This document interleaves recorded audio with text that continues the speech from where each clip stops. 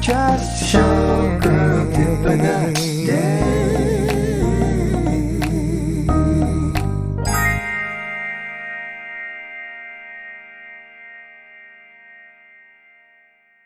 Good morning, everybody, or good afternoon, whenever you're listening to this. Welcome to the Showgirl Tip of the Day podcast, and I am Michelle Bruckner, here with a very lovely Aimee Covo. Hi, Aimee. Hi, Michelle. How are you today? Happy New Year. We're recording this New Year's Day. Happy New Year, my dear. It is such a treat to be here with you. Aimee and I met in Berlin, Germany. When I was over there, I had done an international tour of a chorus line, and then an audition happened at a theater in Berlin called Theater des Westens. And Aimee was in the current company, the cast that was already performing of Hello, Dolly. And I auditioned for the production that was being mounted next, which was Damn Yankees. Over the next, I would say, 8 months, we became friends through our mutual friend, Leslie, and we had many happy times in Berlin, and we have stayed friends ever since. Aimee is a native New Yorker, and she grew up in New York in the 80s, which... Let's start there, my dear friend. Let's start there because the people who live in New York now, they are living in a completely different land. Please tell our listeners what it was like to be a kid in New York City in the 80s. Oh my gosh, where do I begin? You're absolutely right, Michelle. It was a different New York City. Imagine. The word was you can always find an affordable apartment. Oh, New York in the 80s. And being in the business, being in this career that we've chosen, it was vibrant and scary at the same time. New York was coming out of the 1970s where it was broke, there was high crime, there were a lot of problems in the city, as you can imagine. So the 80s was almost like a breakout period. Of course, fashion in New York was extreme. And I had extremely short hair back then and was experimenting with the whole kind of Madonna scene, a lot of black rubber on my wrists. But it was incredibly alive. There were new productions, new ideas, new dance styles coming out of, I guess one would say, classic training. We started to break into a whole new, the video music scene, video dance, the whole productions around Michael Jackson, Madonna, the music groups. So that drew my attention into new directions. But, oh my dear, being a true New Yorker, there's so much I could talk about being a kid in New York in the 80s. It's so much. I think that I have a few friends who grew up in the city, and it seems that your parents were lovely parents, but there was a lot of freedom. I grew up in the suburbs, and when I was a teenager, I went to a different neighborhood to try to smoke a cigarette. And when I came home, my mother was standing in the kitchen with her arms crossed. And she said, "How was that cigarette?" So everybody was watching you at all times. And from what I've heard the stories you tell, I feel like you had a little bit of freedom. Is that true? That's true. I was blessed with parents who were rather liberal and very much believed that we should make our way safely, not be too crazy, but we should discover life and take our time doing it and experiment. Now, they weren't hippies. My father was often very concerned, but you said something very important. There was a sense of freedom. In the 80s, there was this sort of breakout feeling. I remember spending a tremendous amount of time in clubs and, the Roxy, even then on roller skates, taking quads downtown, taking either Broadway straight down or 10th Avenue straight down. There was a lot of opportunity as a teenager to really grow, to experiment, and to just have, oh my God, so much fun doing it. I love New York. When I think of New York in the 80s, it's a time of new beginnings, coming out of a degree of conservatism, and a lot of experimenting. I think that you have several college courses in you, one of them being New York in the 80s. And then let's segue into my favorite era. So maybe this is my favorite era of my life because I was in Germany. I was 27, and I think 27 is like a perfect age. You are old enough to know a little bit and young enough still to be like, I was at the top of my game dancing, the 90s in Berlin. So let's talk about how you got over to Germany. You booked West Side Story, is that correct? That came after my arrival. So let's go back then. Okay. How did you start auditioning in New York? Let's talk about that, because I have a lot of listeners who are students of mine, and they always ask, how do you get jobs? How do you audition? So let's talk about how you started to book as a performer. My high school was professional children's school, sort of the private version of performing arts. I walk by there every day. Yay! Do you know it well? And we were small classes. So even as a young teenager from 14, I was surrounded by other professional kids. Now, I knew that music, theater, dance was where I wanted to be. I knew that from a young age.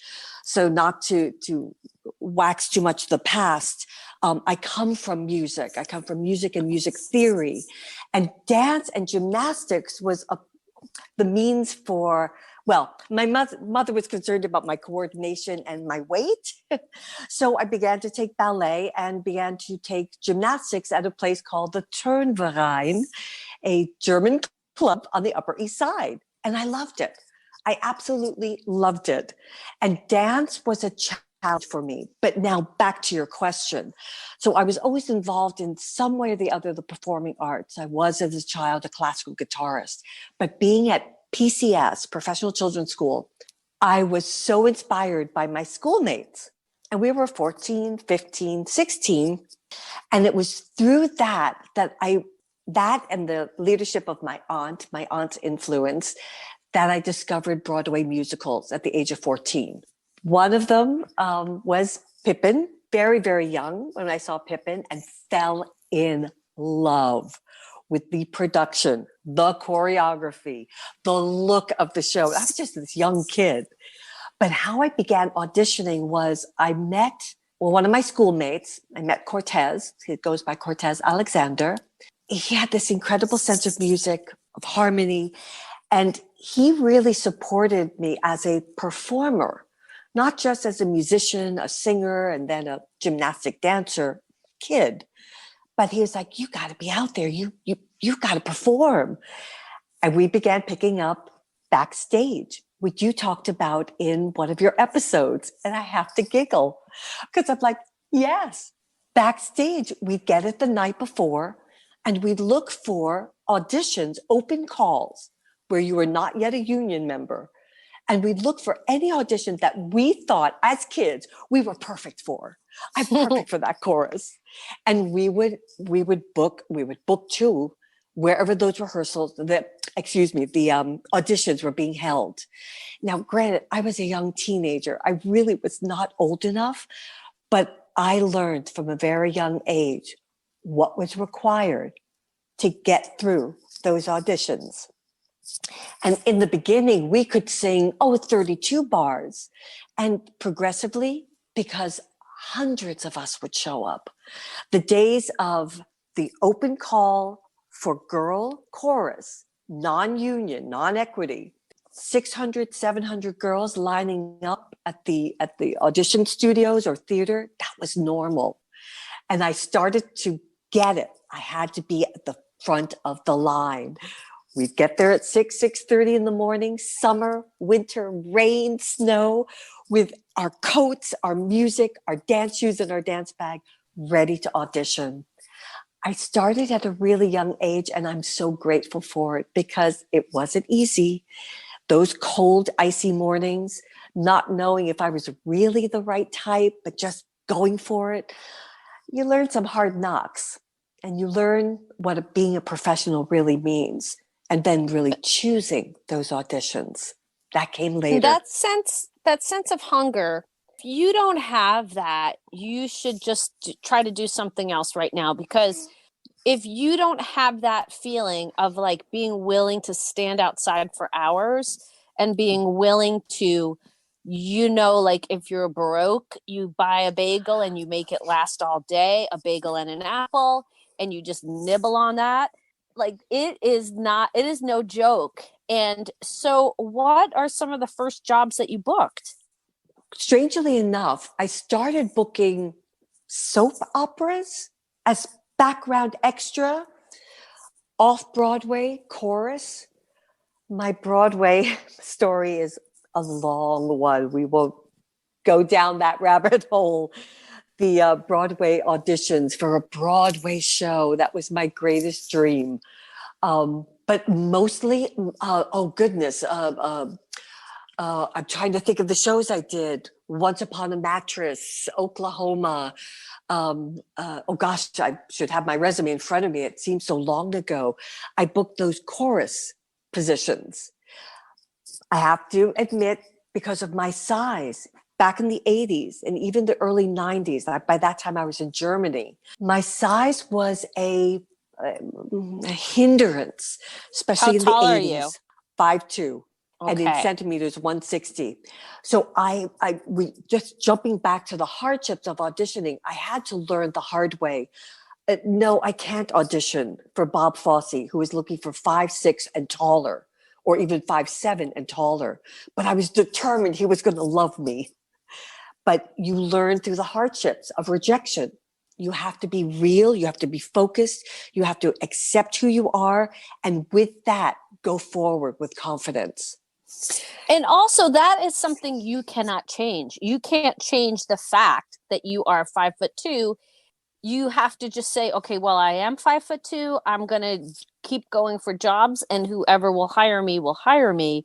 Hearing you talk, hearing the energy in your voice, you have so much to offer these young performers now. So when you do move back, and we're going to talk about that too, when you do move back, I hope you consider becoming like a manager or like something where you can use all this knowledge. Thank you for saying that. Thank you so much. It's soothed the soul that the time, the work, the hard work, the years of dedication to a career can be recognized. It is my wish to come home, to manage a group, to, if possible, do coaching, do these talks, which, like the TED Talks, to really do a presentation, hoping that people would be interested in the process. This is a tough business. It is absolutely tough. And in the 80s and the early 90s, it was as tough. The amount of incredible talent that was out there. It's something I often miss, though. At that time in the 80s, there was a sense of, yes, very strong competition, but there was also an equal sense of supporting each other. We cheered our colleagues who were getting that step ahead while wanting it as much. You said the hunger and being willing to starve for the art. I appreciate the recognition of all of those years that not only you, our colleagues have invested into this business. And what you learn with time, what you learn with the hard knocks, the successes, the audience being silent at the end of your scene. Was it supposed to be silent, or were they bored? Learning the craft of theater, of performing, of music.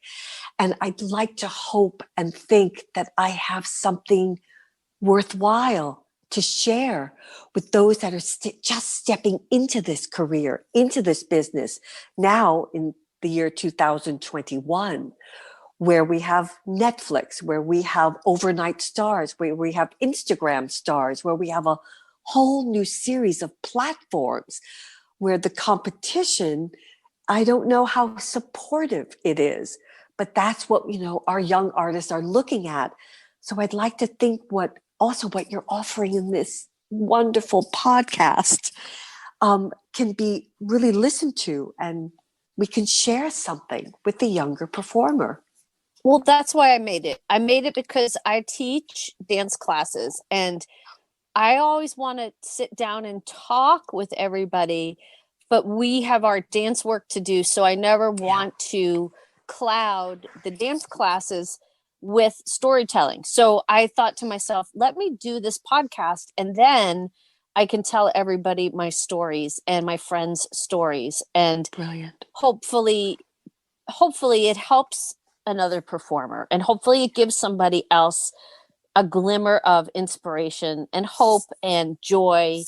And the last 10 years have been a little bit difficult for me and for you.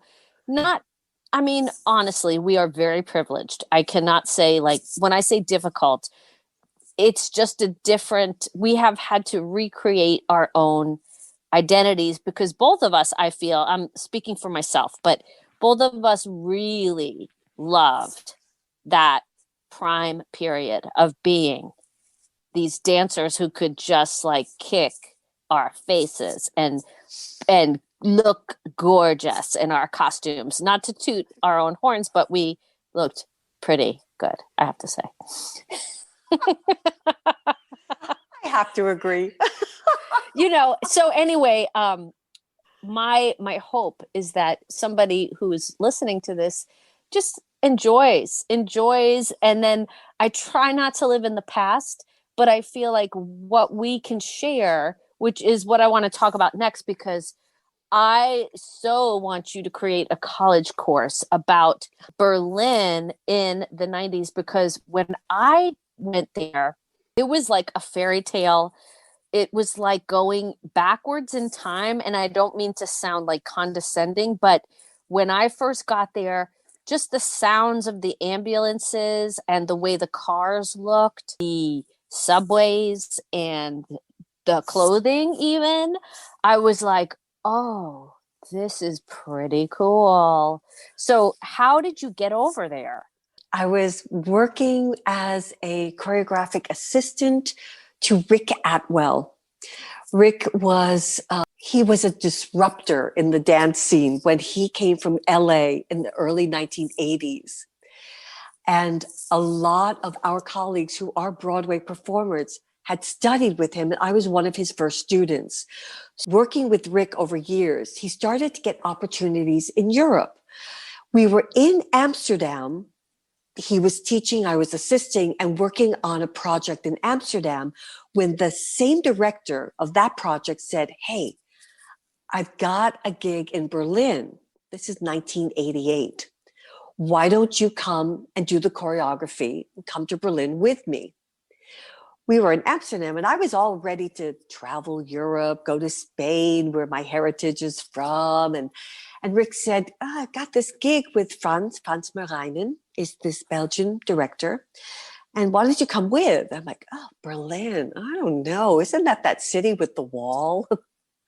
Oh, I was so naive. Little did you know. Little did I know, Michelle.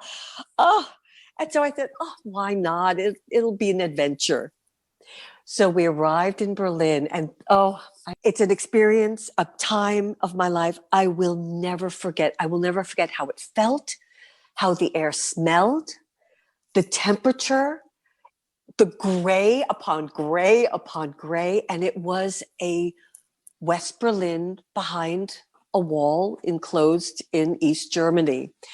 1988. It was November of 1988, November 3rd, an odd and difficult day. And so we came to do this show. The show was called Das Liebeskonzil. Forgive my bad German at the moment. Das Liebeskonzil, which means the Council of Love. And this was going to be similar to the project in Amsterdam. It was going to be an upsetting kind of rock opera based on this small book, which dealt with heaven, hell, and the follies of man. There's more to tell about all of that. But arriving in Berlin, again, I will never forget arriving at Tegel Airport, 1988, stepping off the plane. We were picked up by one of the production assistants of the Schiller Theater, where this production would take place. And this fog of ice cold air, gray sky.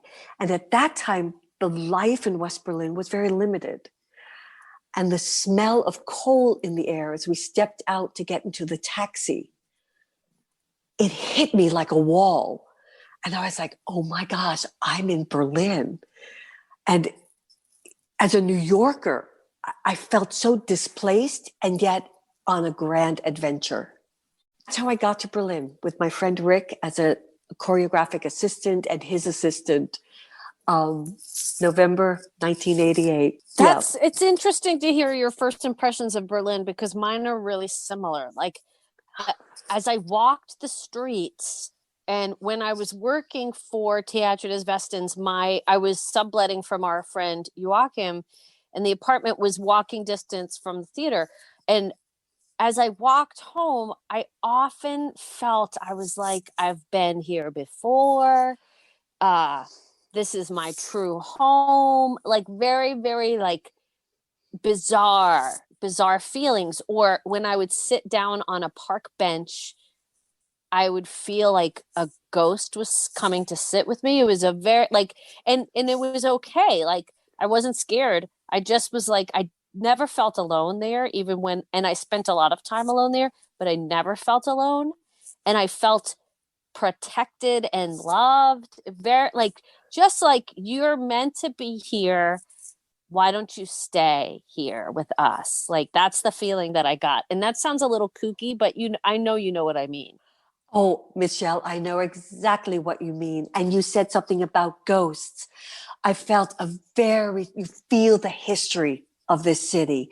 And especially when I first arrived, without trying to create the image in my mind of a Sally Bowles or Berlin 1933, there was just this energy.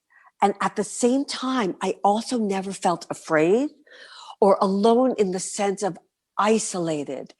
I felt I stepped into a film noir. Everything was black and white. And the sense of, even then in the 80s, there were these below level. So you'd have to go down to a basement, these small music cafes. Everyone smoked. Everyone drank wine. There was a sense of life and containment at the same time. You could not escape the wall. And that is also a whole series of stories, traveling to Hamburg through the checkpoints or going into East Berlin through the checkpoints. But you said something which I agree with. There was something very special about West Berlin and about Berlin in the 90s after the reunification. Something very special, and a life and an energy that I never experienced anywhere else. Were you there when the wall fell? I was doing it was a 3-month sort of a workshop teaching in Belgium, of all places, Bruges. There's a film about Bruges, a tiny little ancient city in Belgium. I've been there. And beautiful. But at that time, and please forgive me, anyone from Belgium and from Bruges listening, there was not much going on. It was quiet, still. I felt I had stepped back in time. But I was visiting the guy I was with at the time, and I visited exactly on the weekend that this monumental event happened. And I'll never forget, it was early morning, and he woke me up and he said, "You won't believe what's happening." I'm like, what? He says, the walls opened up. They've opened up the wall. We have to go right away. And we got dressed, drove towards the Siebzehnte Juli, this big giant boulevard that leads to the Siegessäule, so the Victory Angel, which leads right to Brandenburger Tor, the Brandenburger Gate. And there it was, thousands upon thousands of people making their way towards the wall. And on the other side, hundreds, eventually thousands of people coming through the opening, the checkpoints, this space.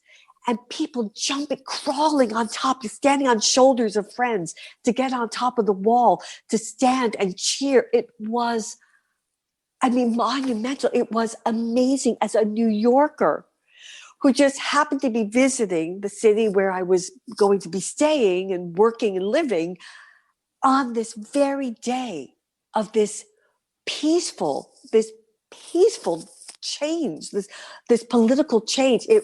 It was, even to this day, I cannot articulate the experience.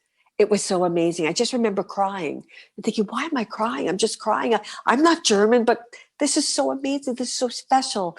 And this sense of love pouring from both sides of the wall. And that would continue for days, for weeks. Amazing. Amazing. I'm on the brink of tears right now.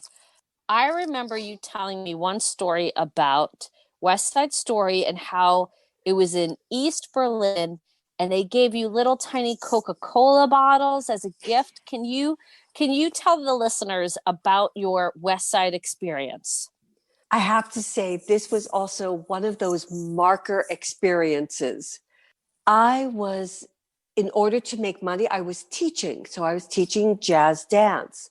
I don't know how, but the original Broadway company European tour had arrived in Berlin. Now, this was just after reunification. So 1990.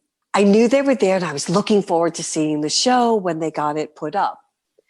But I was teaching, that also is its own story.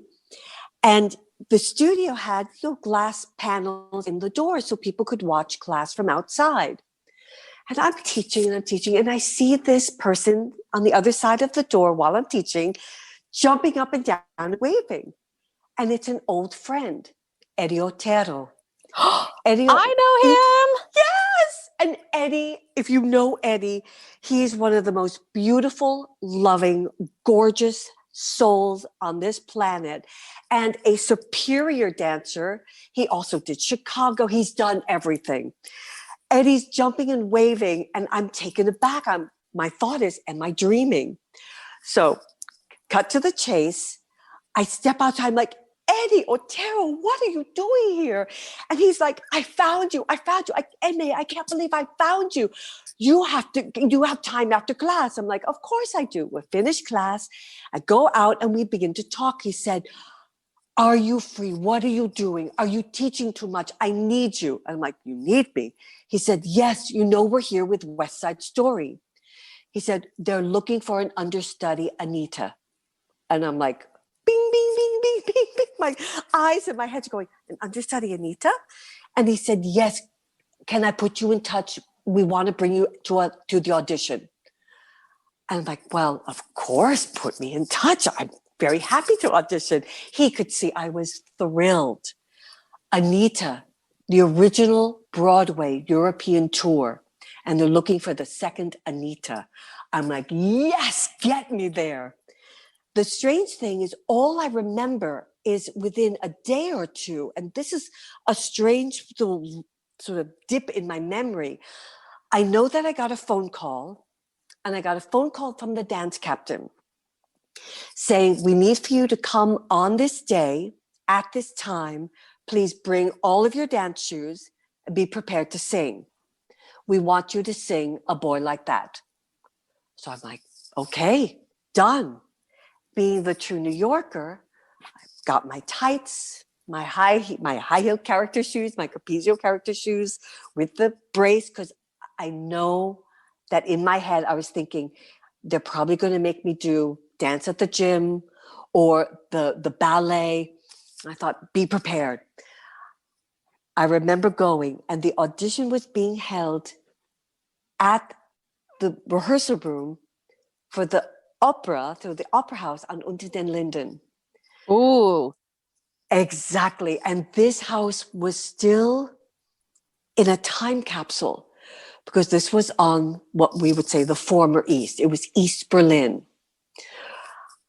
This whole experience too is, it's capsulized history that would change so dramatically. But to the audition.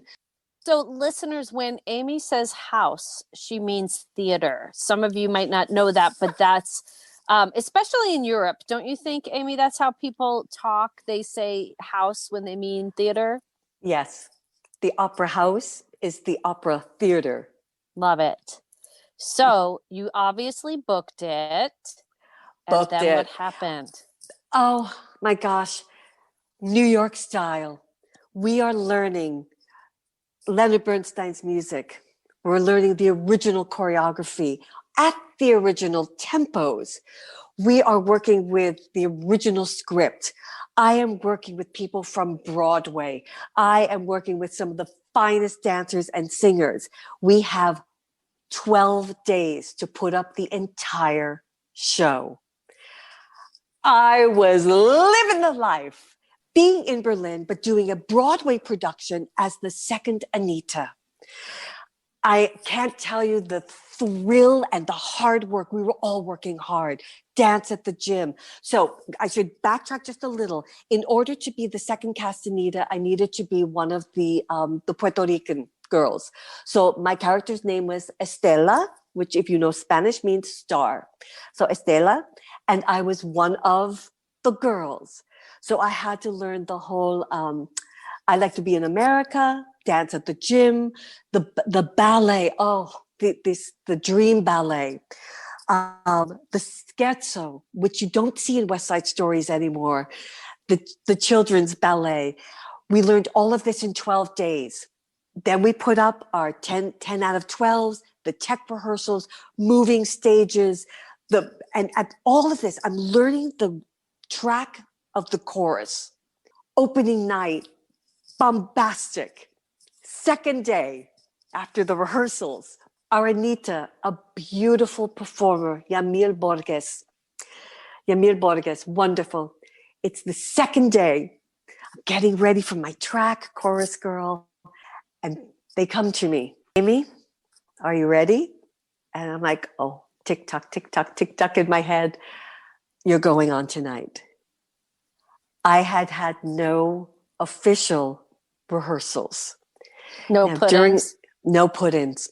Thank you, Michelle. No put-ins. And it was a true to life Broadway experience in Berlin where kids, you just have to be ready. You have to be ready. I had done my homework. During the scenes, Boy Like That, any scene with Bernardo and Anita, the final scene, which is so brutal, and that's spacing and timing, the last scene with Anita and the Jets, to the finish. I had always watched. I had sat in the corner. Instead of eating lunch, instead of going to get something to drink, I sat in the corner of the rehearsal room. I watched them rehearse. That is going back to all of our New York training. If you get the job, you got to be ready. Don't wait for someone to hand it to you, to give you the time, to stroke your hair and wrap their arms around your shoulder and say, okay, let's take you through this. No. When you were called to be an understudy, a swing, a super swing, we had to do the homework. You ever get that position, each individual that's got that contract, it's your job to be ready. When they walk up to you and say, you're on. I'd like to thank Aimee Covo for being a guest, part one only, one of many, on the Showgirl Tip of the Day podcast. You can find her if you're interested in coaching with her. AIMEECOVO @yahoo.com. Aimee Covo @yahoo.com. Thanks, Aimee. The Showgirl Tip of the Day podcast has original music composed by Joshua Holloway. Find him on YouTube, Joshua Holloway Music. This podcast is written by Michelle Bruckner and edited by Michelle Bruckner and Joshua Holloway. Find me on Instagram, Showgirl Tip of Day. Thanks for listening. We'll see you again next week with a new episode.